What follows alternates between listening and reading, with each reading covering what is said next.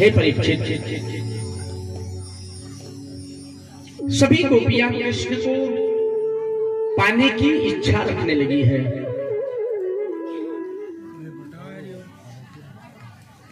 भगवान श्री श्याम सुंदर के मन में विचार आया कि जब ये गोपियां मुझे पाना चाहती है तो क्यों ना इन गोपियों की इच्छा मैं पूरी कर दूं।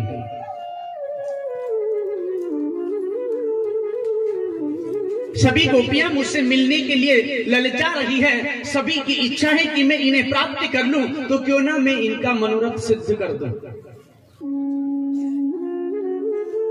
भगवान श्री श्याम सुंदर बैठे थे अकेले और मन में यह विचार आ रहा है कि मुझे आगे की लीला करनी है, सो गोपियों की इच्छा पूरी कर करके मुझे जाना चाहिए। जब वर्षावास व्यतीत हुई सरदा गमन कोई पुकारी उठा, निसनाथ निशीथ के मन में भी एक सुंदर आज विचार उठा।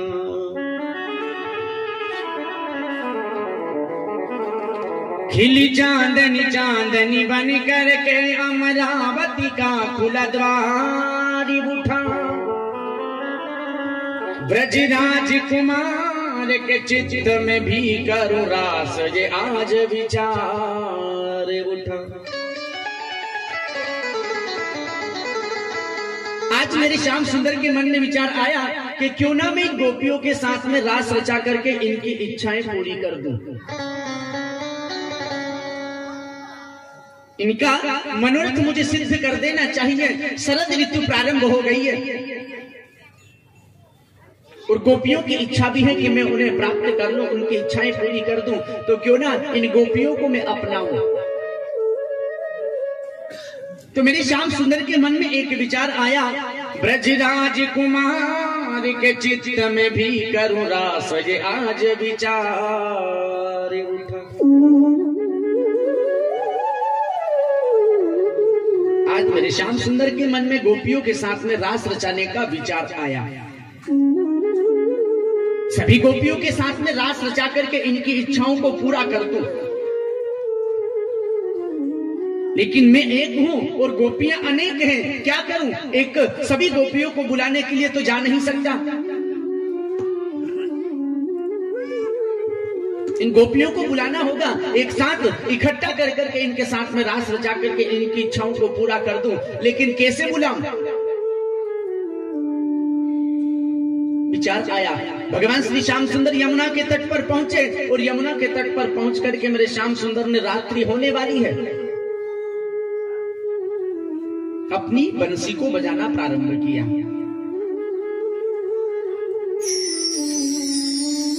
जैसे ही मेरे श्याम सुंदर की बांसुरी की आवाज गोपियों के कानों में सुनाई पड़ी ना, तो गोपियों को प्रतीत हो रहा है कि कृष्ण बंसी पर मुझे मेरा नाम लेकर के पुकार रहा है। अनेक गोपियां हैं, लेकिन जो गोपी सुन रही है उसे ऐसा ही प्रतीत हो रहा है मानो कृष्ण उसी गोपी का नाम लेकर के बुला रहा है, बंसी केवल उसी गोपी के लिए बजा रहा है। जितनी गोपियां हैं सभी का नाम अपने अपने कानों पर उस बांसुरी की धुन में गोपियों को सुनाई पड़ रहा है कि केवल कृष्ण मुझे पुकार रहा है, केवल कृष्ण मुझे बुला रहा है। और जिधर से बंसी की आवाज आ रही थी ना, वे गोपियां चलती कृष्ण से मिलने के लिए। यमुना के तट पर पहुंची, किसी ने कृष्ण को पकड़ लिया है और साथ जब बांसुरी बजाई ना कृष्ण ने, तो गोपियों की दशा क्या थी। जो जिस स्थिति में थी, जैसी अवस्था में थी, उसी स्थिति में कृष्ण से मिलने के लिए गोपी दौड़ पड़ी है। ये नहीं विचार कर रही है कि मेरा श्रृंगार हो रहा है या नहीं, मैं सज रही हूं या नहीं। जैसी स्थिति में थी वैसी ही स्थिति में कृष्ण से मिलने गोपियां दौड़ चली है। दुहिती हुई दार विसार चली, सुकुमारी कुमार को छोड़ चली। सहधर्मनि धर्म धरोहर को ग्रह कर्म का बंधन तोड़ चली। वर वस्त्र विभूषण कौन कहे, जल भोजन को वो छोड़ चली। कुल की सती पतिव्रता नारी, कुल की मर्यादा तोड़ चली।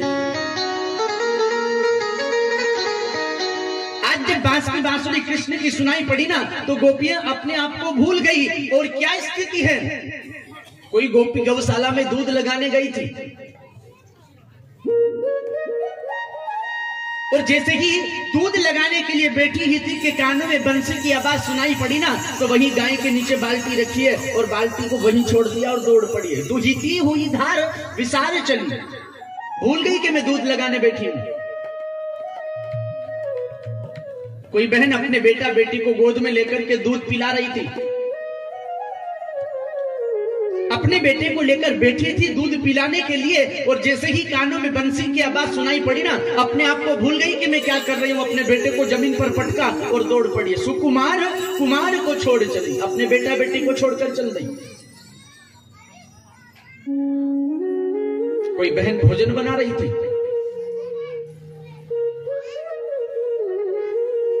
चूल्हे के ऊपर तवा रखा है, रोटी रखी है, एक रोटी सिक रही है, और जैसे ही कानों में आवाज सुनाई पड़ी ना, अपने आप को भूल गई। रोटी सिक रही है सो सिक रही है, जल रही है सो जल रही है, और छोड़ करके दौड़ पड़ी है।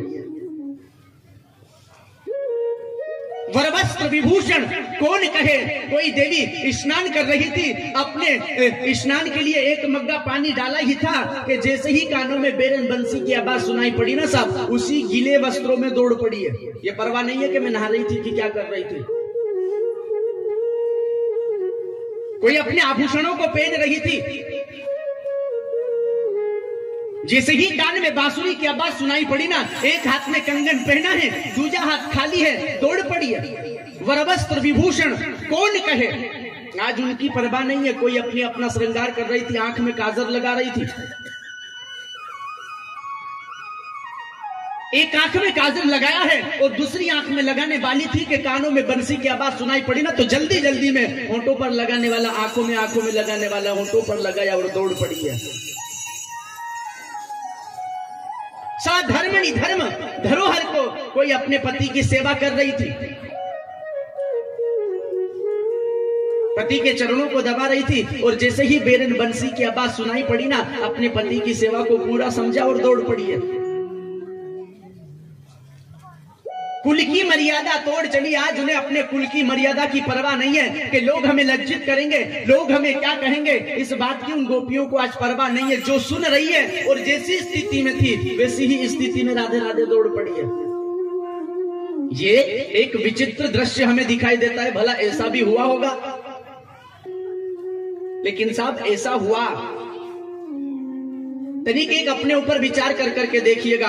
मैं थोड़ा सा आप लोगों को ज्यादा खुल करके नहीं लेकिन बताना चाह रहा हूं, समझे। हम हमारे कृष्ण से प्रेम करते हैं, सारी गोपियां कृष्ण से प्रेम करती हैं, और कृष्ण के लिए यदि सारी गोपियों ने घर बार छोड़ दिया, अपना परिवार छोड़ दिया, कोई बड़ी बात नहीं हो गई। एक साधारण सा प्राणी किसी के प्रेमवश प्रेम में आकर के अपने प्रेमी के लिए अपने परिवार को त्याग सकता है, अपने प्रेमी के लिए अपना घर बार छोड़ सकता है, तो तनिक विचार करो, क्या कृष्ण के प्रेम में पागल होकर के गोपियां अपना सब कुछ नहीं छोड़ सकती? सारी गोपियां कृष्ण से मिलने के लिए जब चली है ना, अपने आप को भूल गई, हम क्या कर रही थी, कहां थी, हम कौन हैं, अपने आप की सुध बुध खो बैठी है, और सारी गोपियां कृष्ण से मिलने के लिए चली है।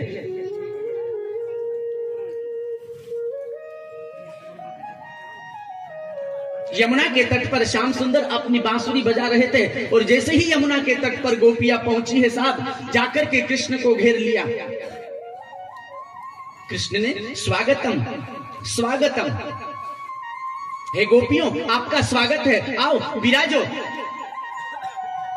सारी गोपियों ने कृष्ण को घेर लिया। गोपियां कृष्ण के आगे आजू बाजू में खड़ी है, कृष्ण बीच में खड़े हैं। हे गोपियों तुम्हारा स्वागत है, लेकिन करवाम किम कारणम, तुम क्यों आई हो? एक गोपी ने कहा, कन्हैया कैसी बात करता है, तूने ही मुझे पुकारा, तूने ही अपनी बांस की बांसुरी पर मेरा नाम लेकर के मुझे आवाज लगाई, और तू ही पूछ रहा है क्यों आई हो? अनुमान लगाओ, कल आपके बोढ़ाना परिवार, पटेल परिवार में भंडारा का प्रोग्राम रखा और आपने लोगों को आमंत्रित कर दिया कि साहब कल आप पधारना। अब आपके निमंत्रण पर आपके आसपास के क्षेत्र वाले लोग, रिश्तेदार लोग आ गए और आप गेट पर खड़े हो जाओ और वो जैसे ही अंदर आए आप उनसे पूछो साहब क्यों आए थे। दोबारा आपके परिवार में, आपके घर में वो आएंगे? यही गोपियों के साथ कृष्ण कर रहे हैं। बुलाया कृष्ण ने है गोपियों को, आमंत्रित कृष्ण ने किया है गोपियों को, पुकारा कृष्ण ने है। और जब गोपियां आ गई ना तो कृष्ण पूछ रहे करवाम किम कारणम, किस कारण हेतु तुम यहां आई हो। एक गोपी ने कहा कन्हैया कैसी बात करते हो, तुम्ही ने हमें पुकारा है, तुम्ही ने हमें याद किया है, हम तुम्हारे ही कहने पर, तुम्हारे ही पुकारने पर आई है। राधा रानी खड़ी है, अष्ट सखियों के बीच में राधा रानी खड़ी है। राधा रानी ने कहा कन्हैया ज्यादा नाटक करने की जरूरत नहीं है, तुम्हारी यह बांसुरी पर तुमने हम सभी का नाम ले लेकर के हमें पुकारा है, इसलिए हम आई हैं।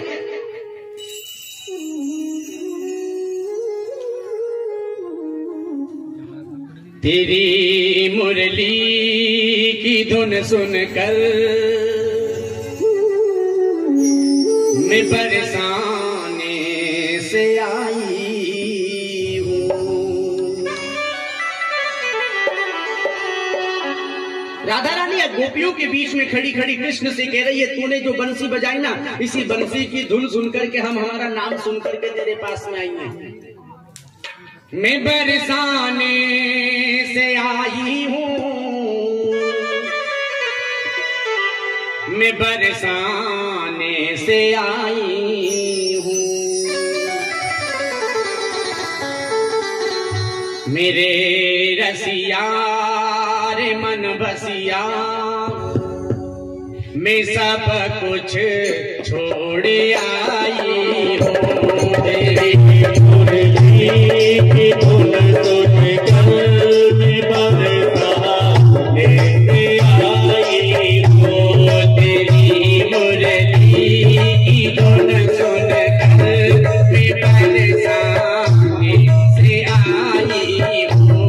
तेरी मुरली की धुन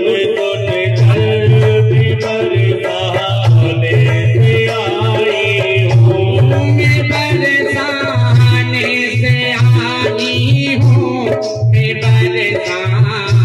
तेरी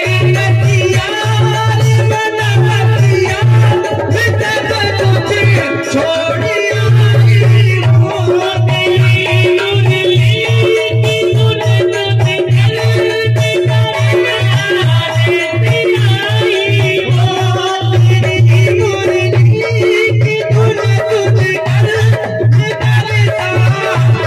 सुनकर मैं बरसाने से आई हूँ। मैं बरसाने से आई हूँ, मैं बरसाने से आई हूँ। मैं बरसाने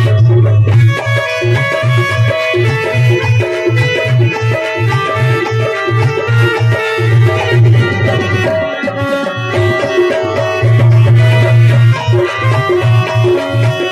मैं बरसाने से आई हूँ। मेरे रसिया रे मन बसिया, मैं सब कुछ छोड़ आई हूँ। तेरी मुरली की धुन सुनकर मैं बरसाने से आई हूँ।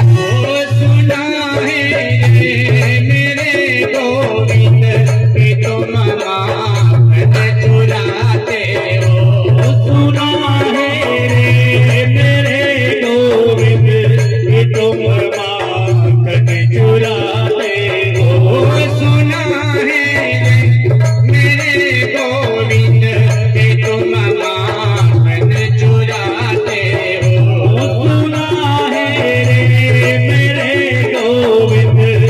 तुम माखन चुराते हो।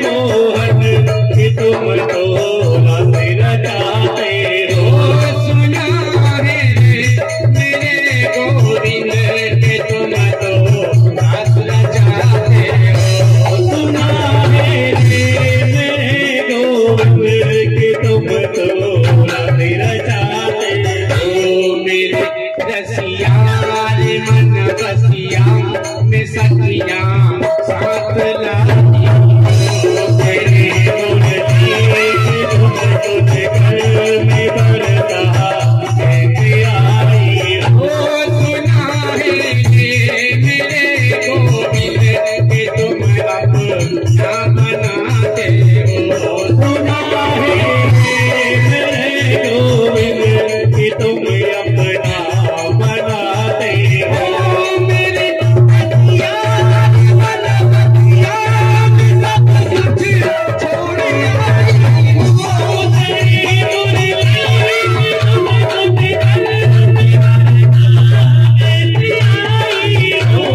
बरसाने से आई हूँ, मैं बरसाने से आई हूँ, मैं बरसाने से आई हूँ,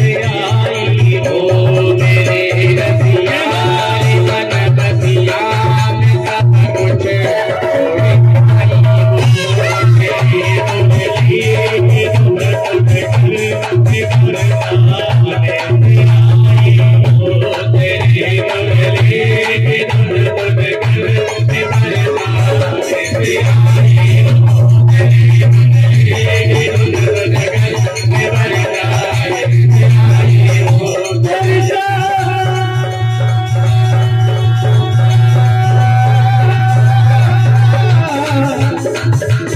मेरे रसिया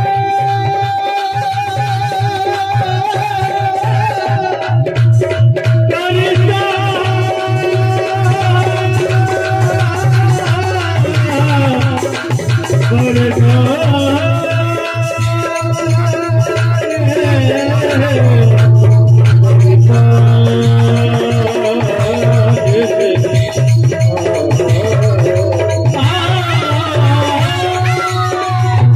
हूँ।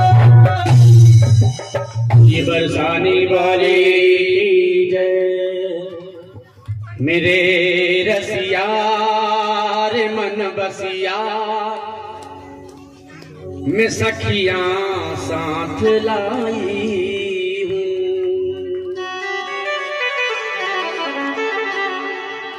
कन्हैया तूने ही हमें पुकारा है, तूने ही याद किया है, इसलिए हम आई हैं। अब तू कहता है कि हम चली जाएं। अरे हाँ अब ध्यान में आया मुझे बन सो बनिहारने आई हो तुम। यमुना जल निर्मल पान करो ब्रजवासियों की सुखदाई हो तुम। तरु पल्लव वायु से कांप रहे खिली चांदनी चांदनी छाई हो तुम। वन देख चुकी घर जाओ सभी ब्रजवासियों की सुखदाई हो तुम। कन्हैया ने जब ये सुना ना कि तूने पुकारा और हम आई हैं, तो कन्हैया ने कहा अरे हाँ मुझे तो अब याद आया है। जब से हम वृंदावन आए ना तुमने निधिवन नहीं देखा था, इसलिए तुम निधिवन को देखने के लिए आई होंगी। चलो कोई बात नहीं, ये निधिवन देख लो, यमुना जल पान कर लो और अपने अपने घर को जाओ, क्योंकि ब्रजवासी तुम्हारी राह तक रहे होंगे।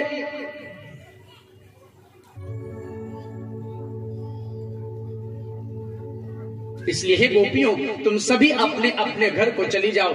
गोपियों ने कह दिया कन्हैया अब हम सब कुछ छोड़ करके आ गई हैं, अब हम तुझे छोड़ करके जाना नहीं चाहती हैं। कृष्ण ने गोपियों को अपनाने का मन में विचार तो कर रखा था, लेकिन गोपियों ने जब ये बात कही मान गए कृष्ण। ठीक है गोपियों, सभी गोपियों को लेकर के कृष्ण यमुना तट पर पहुंचे हैं।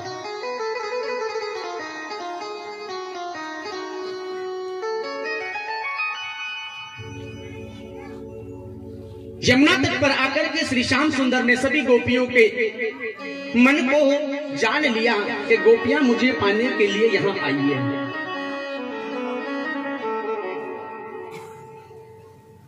इन गोपियों का मनोरथ सिद्ध मुझे करना ही होगा। लेकिन कृष्ण ने गोपियों से कहा है, गोपियों तुम अपने अपने पतियों को छोड़कर के आ गई, तुम नहीं जानती पतिव्रत धर्म में कितनी शक्ति होती है, और तुम सभी अपने अपने पतियों को छोड़कर के मेरे पास आ गई, लोग तुम्हें क्या कहेंगे।